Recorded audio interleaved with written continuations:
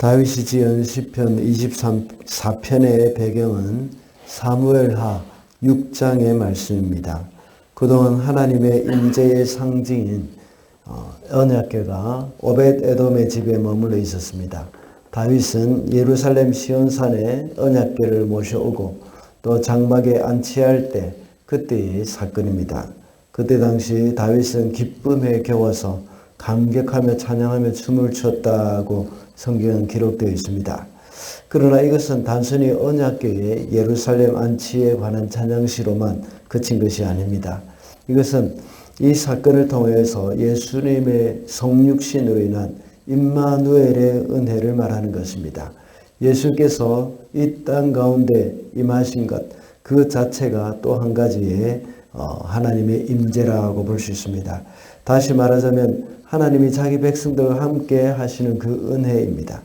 그리고 더 나아가서 예수님이 고난받으시기 위해서 예루살렘으로 입성하는 그런 장면과 부활 승천하셔서 영원한 예루살렘인 천국에서의 왕의 자리에 앉으시는 것까지도 포함하고 있는 것입니다. 주님은 다윗 시대에도 온 세상을 통치하시는 왕이시며 예수님이 이 땅에 오셨을 때도 역시 여전히 세상을 통치하셨습니다. 그리고 지금도 역시 온 세상을 통치하시는 분이십니다. 그래서 오늘은 하나님의 통치라는 제목으로 말씀을 살펴보도록 하겠습니다. 첫째로 하나님의 통치는 우주 만물에 이릅니다. 1절 말씀입니다. 땅과 그 안에 가득 찬 것이 모두 다 주님의 것, 온 누리와 그 안에 살고 있는 모든 것도 주님의 것이다. 이것은 천지 만물에 대한 하나님의 주권과 통치를 선포하는 겁니다. 하나님이 온 우주의 왕이심을 선언하는 것이죠. 하나님이 모든 것을 지으셨기 때문에 또 온 만물의 주인이시고 그 만물을 통치하시는 분이십니다. 모든 만물이 하나님을 찬양하고 하나님의 다스림에 복종하고 있습니다. 이 세상에 나타나는 모든 자연현상은 바로 하나님의 다스림에 복종하는 것입니다. 여전히 아주 지극히 작은 미물인 코로나 바이러스로부터 시작해서 우주에 떠돌아다니는 행성까지, 그리고 심지어 태양과 또 은하계에 이르기까지 주님의 다스림 안에 있는 겁니다. 지난 3년 동안 우리는 또 코로나 바이러스로 많은 어려움을 겪었습니다. 그것으로 인하여서 슬픔을 당한 사람도 있고 큰 고통을 겪은 분도 있습니다. 그러나 그것조차도 하나님의 다스림 안에 있었다고 생각할 때에 우리가 감사할 수밖에 없고 찬양할 수밖에 없는 것입니다. 우리는 어떤 큰 어려움을 봉착할 때에 그것으로 인해서 크게 낙심할 때가 많습니다. 그러다가 문득 하나님이 그렇게 하셨다고 생각하면 어쩐지 안심이 될 때가 종종 있습니다. 하나님의 다스림 안에 있다고 생각이 들 때에 비록 어려움 가운데 있긴 하지만 안정감이 생길 때가 있습니다. 이런 마음이 바로 어제 우리가 살펴본 시편 23편 4절에서 언급한 바와 같이 사망의 음침한 골짜기로 다닐지라도 주의 지팡이와 막대기가 우리를 안위하신다는 그런 믿음과 같은 겁니다. 그러므로 하나님의 통치 안에 있으면서 안정감을 누리는 삶이 되고 또 안심할 수가 있다는 것입니다. 둘째로 하나님의 통치는 사람에게 집중되어 있습니다. 3절부터 5절까지 말씀입니다. 누가 주님의 산에 오를 수 있으며 누가 그 거룩한 곳에 들어설 수 있느냐. 깨끗한 손과 해맑은 마음을 가진 사람, 헛된 우상에게 마음이 팔리지 않고 거짓 맹세를 하지 않는 사람이다. 그런 사람은 주님께서 주시는 복을 받고 그를 구원하시는 하나님께로부터 어렵다고 인정받을 사람이다. 3절에서는 주님의 산에 오르는 사람이 어떤 사람인지 묻고 4절에서 그것을 답을 합니다. 그리고 그런 사람은 주님께 복을 받고 주님을 찾는 사람이라고 말합니다. 주님의 산에 오른다는 말은 하나님께 예배하러 가는 일을 말합니다. 주님의 산에 예배하러 올라가는 사람에게, 그 사람에게 대해서 집중이 되어 있는 겁니다. 다윗은 하나님이 온 세상을 다스리시는 분이시라는 것을 먼저 밝히고 있고 그 하나님 앞에 사람이 예배를 해야 함을 말씀하고 있습니다. 자주 말씀을 드리지만 온 천하 만물 중에서 모두가 다 하나님께 복종을 하고 하나님의 통치 아래 있지만 유일하게 인간은 그 하나님의 통치에 반역을 했습니다.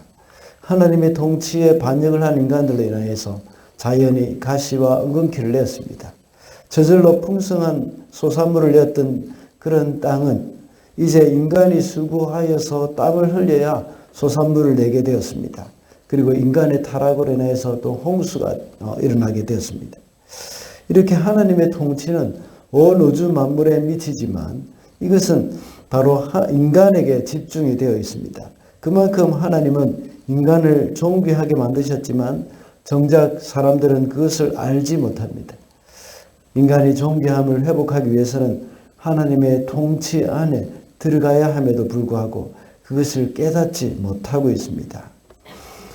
하나님은 그 인간을 사랑하시고 그 인간을 위해서 아들을 십자가에 내어두셨습니다.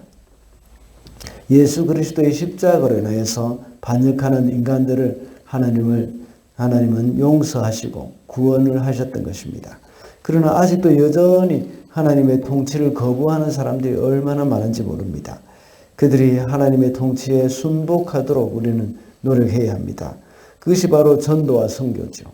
아직도 주님을 알지 못하는 사람들이 주님께로 돌아올 수 있도록 날마다 영혼 구원에 마음을 다해야 한다는 겁니다. 마지막으로 인간은 하나님이 통치하시도록 마음을 열어야 합니다. 7절 말씀입니다. 문들아 너희 머리를 들으라. 영원한 문들아 활짝 열려라. 영광의 왕께서 들어가신다. 다윗은 하나님의 언약궤가 들어가시도록 모든 문들이 머리를 들고 활짝 열려라고 말을 합니다. 여기서 말하는 문은 성소의 문을 말하고 있습니다. 성막에 있는 성소의 문은 하나밖에 없지만 앞으로 지어질 성전의 문은 아주 여러 개가 있습니다. 그래서 다윗은 그것을 내다보면서 문들아 하고 이렇게 말을 하고 있습니다. 이제는 더 이상 구약 개념의 성전은 아닙니다. 교회당 건물은 더 이상 성전이 아니라 단지 건물일 뿐입니다. 그렇지만 진정한 성전은 우리 성도들의 모임이고 성도들 각 개인이 바로 성전이고 우리의 마음이 바로 지성소입니다. 구약의 성전에 성령님이 거하시고 하나님의 임재가 있어야 성전이 될 수 있었던 것처럼 우리가 이 성전이 될 수 있기 위해서는 하나님의 임재, 우리 주님이 임재하셔야 합니다. 우리 마음의 성소의 문을 열어서 주님이 들어오시도록 해야 한다는 것입니다. 주님이 우리 주인이 되셔서 우리를 다스리고 통치하시도록 해야 합니다. 주님이 우리의 마음에 들어오셔서 우리의 왕이 되시도록 해야 한다는 것이죠. 빌 브라이트 박사의 사형리 우리는 잘 알고 있습니다. 그 그림 중에서 우리 마음의 왕의 자리에 주님이 앉으실 때에 우리의 삶은 질서가 잡히고 정리가 되어 있는 그림이 있습니다. 그러나 아무리 예수님을 영접하였다고 하더라도 마음의 왕의 자리에 내가 앉아 있다면 우리의 삶은 여전히 무질서할 수밖에 없습니다. 왜냐하면 하나님의 통치에 순복할 수가 없기 때문입니다. 우리는 모두가 너무나도 부족함이 많은 사람들입니다. 우리도 우리 스스로를 잘 모르는 존재이죠. 그런 우리가 우리의 삶의 주인이 되고 우리 스스로를 내가 이끌어간다면 아주 무질서할 수밖에 없고 풍랑이 잠잠해질 리가 없습니다. 우리를 가장 잘 아시는 분은 바로 우리 주님이십니다.